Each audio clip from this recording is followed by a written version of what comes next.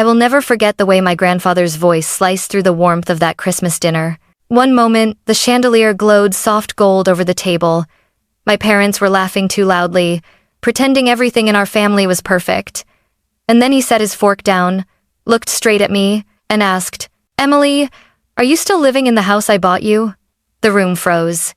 My breath caught halfway in my throat. I wasn't supposed to hear that question. I wasn't supposed to have a house. Slowly, with every pair of eyes drilling into me, I whispered, "Grandpa, I don't live in any house.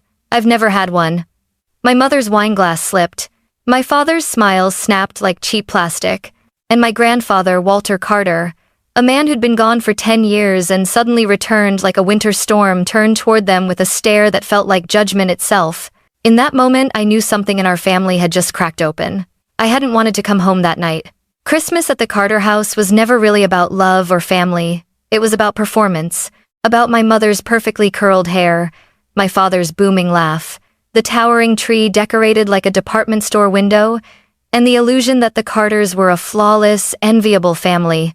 I parked 2 houses down, partly because I didn't want my dented 2008 hatchback ruining their aesthetic, mostly because I didn't want to walk through that front door feeling small again. Inside, everything sparkled. Crystal ornaments refracted the light. A string quartet version of Silent Night floated through the living room. Guests murmured compliments. My parents basked in every one. My mother spotted me first. "Emily," she said with that thin, polite smile. "You could have worn something more festive." I swallowed. Same script, every year. My father clapped my back too hard. "There she is, my hardworking girl." I hated how he said it, as if my long hours at my underpaying design firm were a failure to be teased, not a life I was desperately trying to build for myself. Then the doorbell rang. Everything stopped.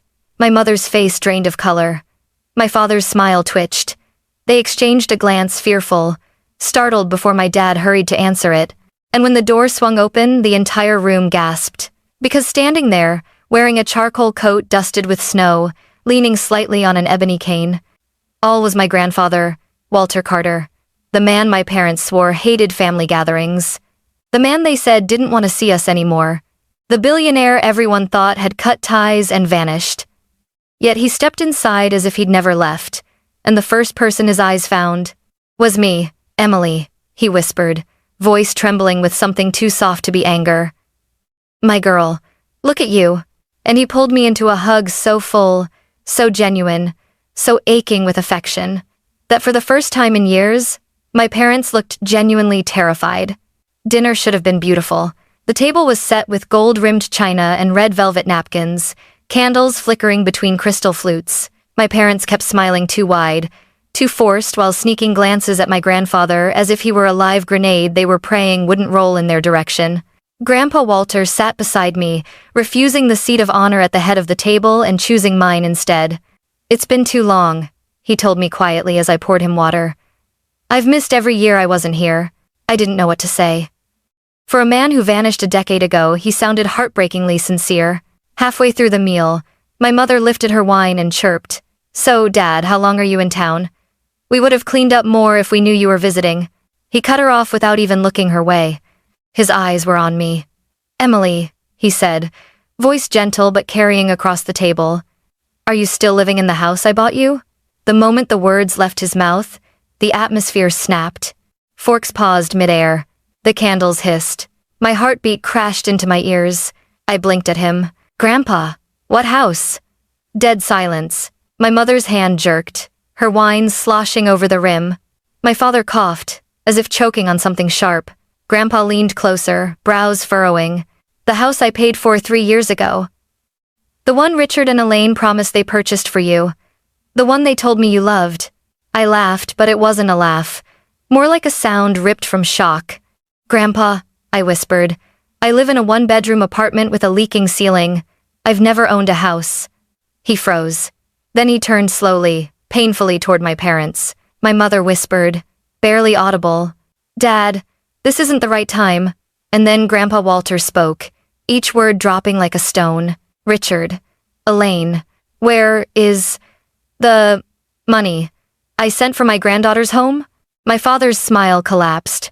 My mother went white, and I sat there, trembling, realizing this was the moment my entire life, everything I thought I knew, was about to be rewritten. My grandfather's voice echoed through the dining room, heavy enough to crush the air out of all of us. No one moved, no one breathed. Then he stood.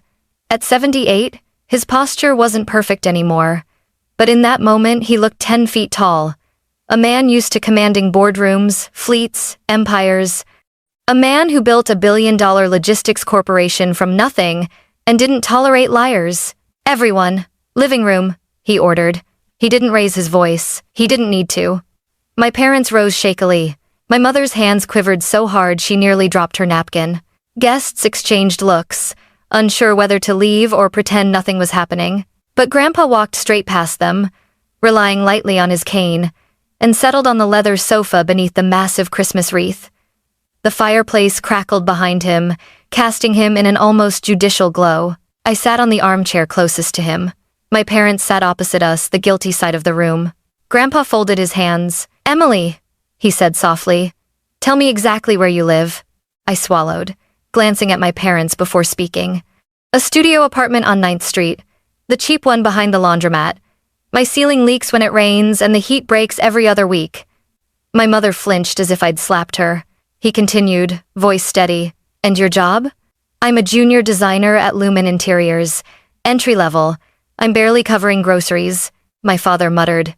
"She's exaggerating." Silence. I stayed. Grandpa's tone sliced the room clean open. Dad shrank back. Grandpa turned to me again. "Have your parents ever mentioned anything about a house? A gift? Anything?" I shook my head. "Never." A tremor passed through his jaw, a storm building behind his eyes. Then he turned, slowly, toward my parents. "3 years ago," he began, "I wired you $400,000, earmarked specifically, explicitly for a modest starter home for Emily." My mother's lips parted. My father stared at the carpet. Grandpa continued, pulling his phone from his coat pocket. "I still have the messages you sent me." He tapped the screen, then read aloud, voice icy. "Thank you, Dad. Emily is settling into the new place and absolutely loves it. We'll send photos soon." My breath caught. Photos? New place? My parents had told him that? My father finally spoke, his voice strained, desperate. "Dad, we were going to buy it. But we needed time. Things got complicated." "Complicated?" Grandpa snapped. "You told me she'd moved in. You lied." Elaine's tears spilled. We didn't want her to waste it. Emily doesn't know how to manage property." "Enough." Grandpa rose from the sofa with a sharp crack of his cane hitting the floor. "Emily has been living in poverty while you, my own son and daughter-in-law, spent the money meant for her future." My mother sobbed. My father clenched his jaw, a silent, useless anger boiling there. And then Grandpa looked at me.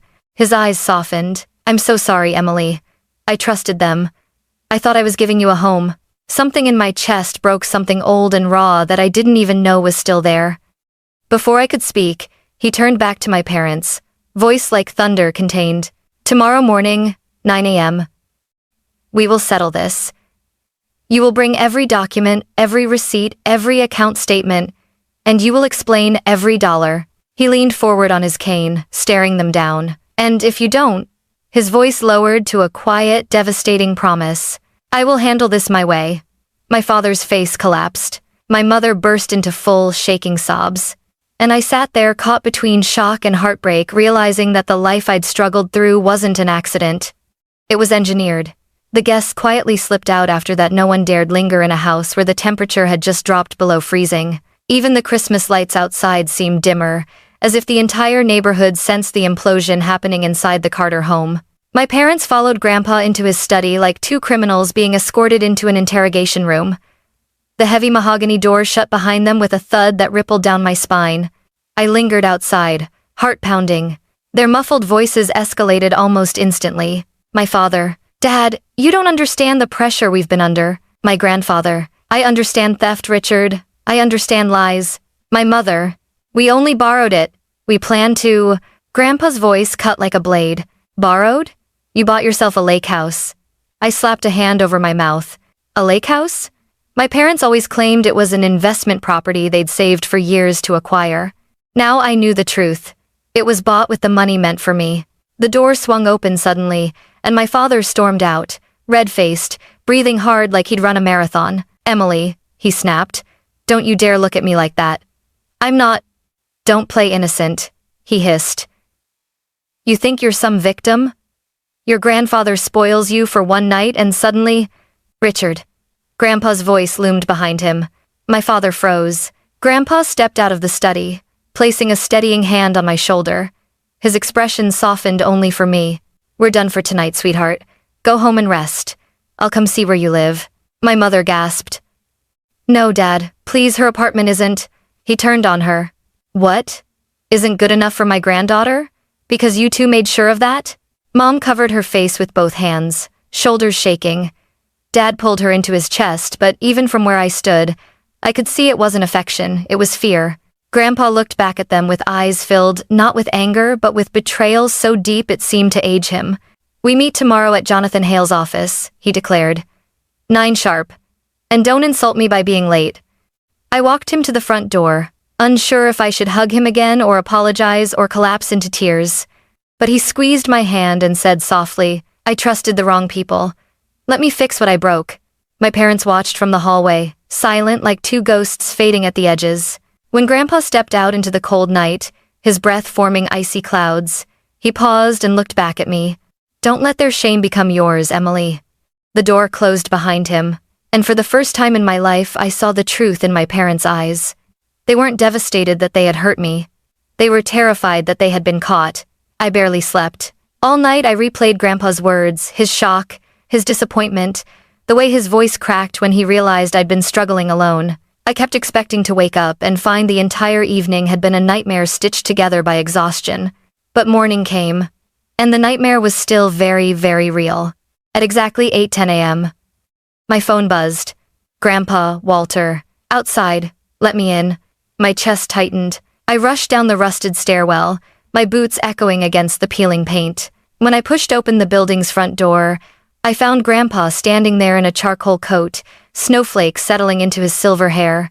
His eyes scanned the building slowly, taking in the cracked bricks, the flickering 3-apartment sign, the overflowing dumpster too close to the entrance. He whispered, barely audible, "They let you live here?" I swallowed. It's not that bad. But it was. And we both knew it. I led him up the stairs, avoiding the spot on the railing that broke off last week. When we reached my door, I hesitated. I had never felt so exposed. But Grandpa nodded gently. "Show me, Emily. I need to see." So I pushed the door open. The apartment looked exactly as it always did, small, suffocating, exhausted. But in front of my grandfather, it suddenly looked humiliating. A single pull-out bed that doubled as a sofa, a kitchenette with one burner broken, a patch of mold near the bathroom tile I'd tried scrubbing for months, the plastic Christmas tree from Dollar Mart, the bucket under the leak near the window. Grandpa stepped inside slowly, like he had walked into a crime scene. He touched the wall, ran his fingers over the peeling paint, then looked at my drafting table covered in sketches, textbooks, and instant noodle cups. "Emily?" His voice cracked. "You've been living like this?" I forced a smile. "It's temporary. Rent is cheap and I'm saving up." "Saving up?" His tone sharpened. "For what? Survival?" I didn't answer. Grandpa walked toward the window, staring at the duct-taped frame and the street below. His hands trembled on his cane out of anger, not age. Then he looked at me with eyes filled with a mixture of love and devastation. "I gave them money," he whispered. "Enough for a safe home, a decent life,